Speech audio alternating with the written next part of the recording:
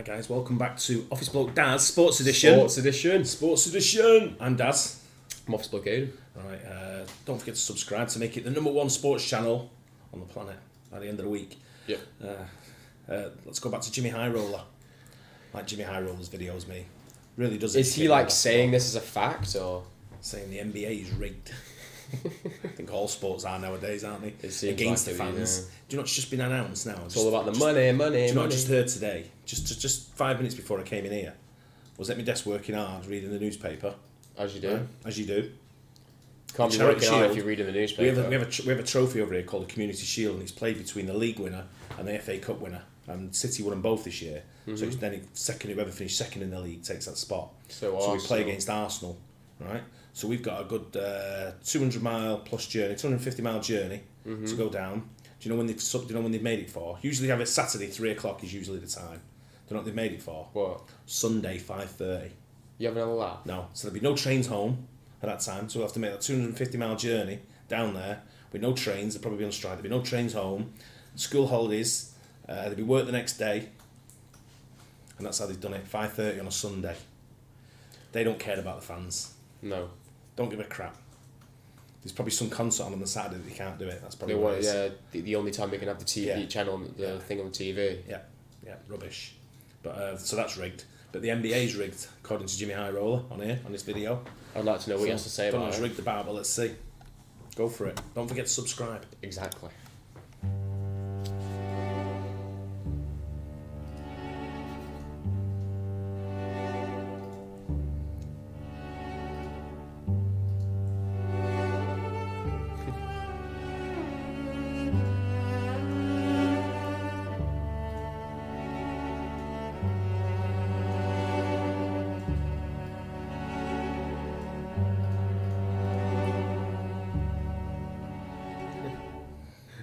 The good old hot take. The necessary evil of the sports world.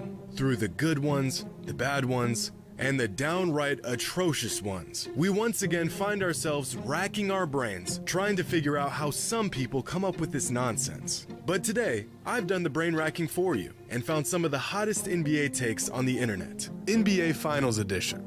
So buckle up. This may be a bumpy ride.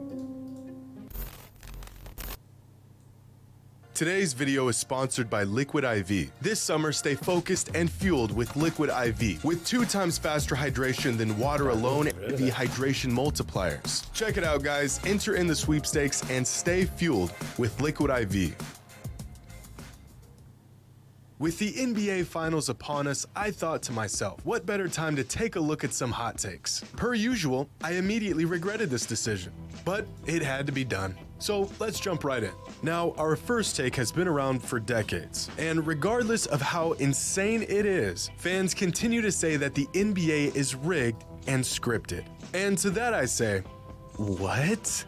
First of all, reality is stranger than fiction. The best way to create incredible, captivating moments in sports would be to not script them. You think some dude rigged Kevin Durant eviscerating his calf in front of tens of millions of people? Or what about the Nuggets just sweeping the Lakers? Wouldn't it make infinitely more sense to allow most series to go into 6 or 7 games for more revenue? We had a very real chance at a Celtics-Lakers finals this season. In what universe do the script writers not choose that outcome? I wonder what Chris Paul thought when he got the script and saw that Luka Doncic was gonna walk him like a dog on his way to his 87th second-round exit. If the NBA was truly rigged, why on earth would the most lucrative franchise in the league have virtually no success over the last 20 years? Oh, your team is one of the 29 teams that didn't win a championship this season? It couldn't be that they just weren't good enough. It's because the basketball overlords didn't have it in the script. The biggest suspicion comes from the way refs officiate the games, handing out more fouls to one team than another, making odd calls during crucial points in the game. And believe me, brothers, I'm right there with you. If I had $1 for every suspect call I saw in an NBA game, I'd have enough money to start my own franchise to complain about. But that's just the nature of sports. Sometimes things go your way, sometimes they don't. As much as we would like for refs to be mindless robots who get every call correct, they're human, just like us, and they make mistakes. This guy says the NBA is colluding to get the Lakers into the playoffs. Well, then I guess the NBA also colluded to get them swept in the conference finals. I know it's tough to watch your team lose, but of all the excuses we can make as fans, can we please stop resorting to this one? This is a bad take. Now, this next take comes from my man Bill Simmons, who had this to say about this year's Nuggets team. This Nuggets team is the best team I've seen in person in 5 years, since the 2018 Warriors. Not just better, but really probably beats anybody the last 4 years. Now, when I first heard this, I thought that... Does this sound familiar? What do you mean? To the Premier League, what we have.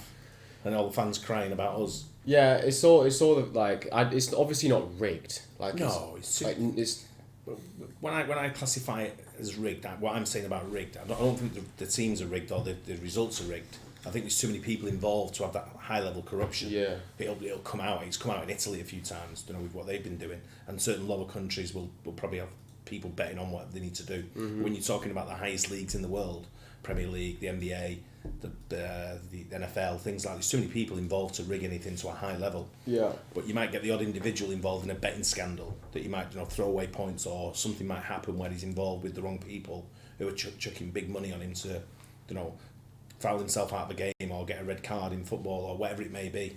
Yeah. But we have the same over here where we have fans criticising our team because we've had investment into our team. Yeah, but so does everyone at the same time. But we've not spent the most money.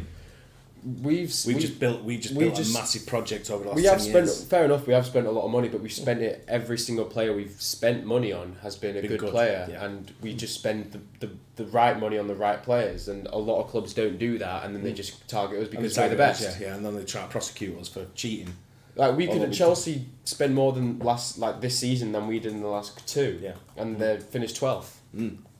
But it sounds familiar with the fans there, doesn't it? The fans are saying there what we hear here as well. Mm. So I guess it's the same for all sport across the board. If your team's not winning, everyone else is cheating. Yeah. Can't be true, but it actually might be. Of course, there's no way to know for sure, but going back through the last 8 teams to make the NBA Finals, the 2023 Nuggets do look like possibly the best team. Now, this is all just an opinion, but I think this year's Nuggets team would have beaten the 2022 Celtics and Warriors. They would have beaten the 2021 Suns and the 2020 Heat, and they would have probably taken down the 2019 Raptors. The 2 teams that I think are debatable are the 2020 Lakers and the 2021 Bucks. But if we look at some postseason metrics from these teams, the Nuggets are on pace to being the best team since the 2019 Warriors. In the moment, it may not feel like it, but this Nuggets team is incredible. They beat a loaded Suns team that had the most lethal 2-man offensive game in the NBA. They swept a Lakers team that beat the defending champs, and they've done it all in historic fashion. The 2023 Nuggets may just be the best team since the 2019 Warriors. The eye test backs this up, and the stats do as well. Now, this next take comes from a fan who says that if the Heat become the first team to win a championship as an 8 seed, it automatically becomes the greatest playoff run in NBA history.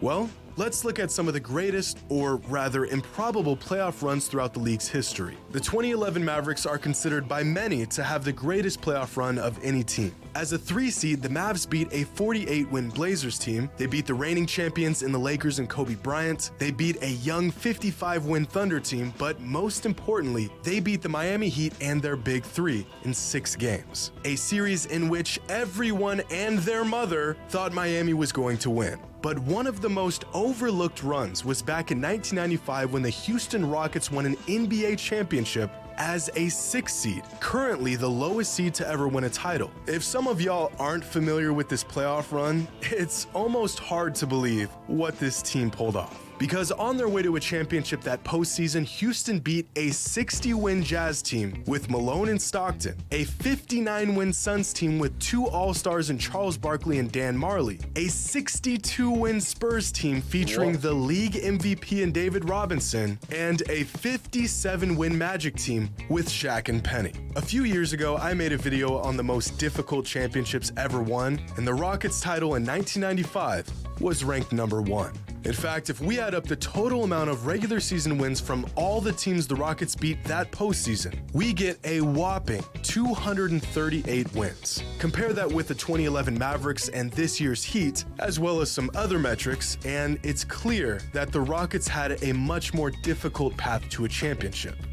But the 95 Rockets did have a solid squad surrounding Hakeem, with players like Clyde Drexler, Vernon Maxwell, Kenny Smith, Sam Cassell. This was a good team. The 2023 Heat, however, have absolutely no business even being in the finals. It's literally Jimmy, Bam, and the undraftables. Even the Mavericks in 2011 are a criminally underrated team. They were the 3 seed going into the playoffs with 57 wins. They had an awesome core of players, and they were easily one of the best teams in the league that season. They just had to make it past the heavy favorite to win it all. This year's Heat team was never favored in the postseason. From the very first series, they were expected to get sent home, and 2 of their core players have virtually sat the entire playoffs. So between the 1995 Rockets and the 2023 Heat, it's close. The Rockets had a more difficult path, but the Heat were expected to have absolutely no chance at all. You could make a great argument that if the Heat win a championship this year, it would be the greatest playoff run in NBA history. And so this is a good take.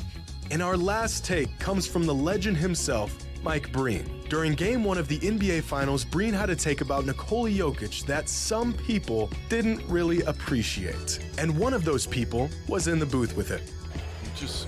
You marvel at his complete game. He passes like magic. He rebounds like Moses. Shoots like Dirk. Rebounds like Moses? Are you Moses Malone? I know. You want to check yourself? Now, Mike Breen has watched a lot of basketball. He knows the game, and as much as this take seems like a reach, is it really? Breen says that Jokic shoots like Dirk, which is about the highest praise a big man can get, and the numbers support this. Well, kind of. On short jumpers, Jokic is historically efficient. Both Dirk and Jokic are equally as deadly with their long jumpers, and Dirk is a noticeably better three-point shooter.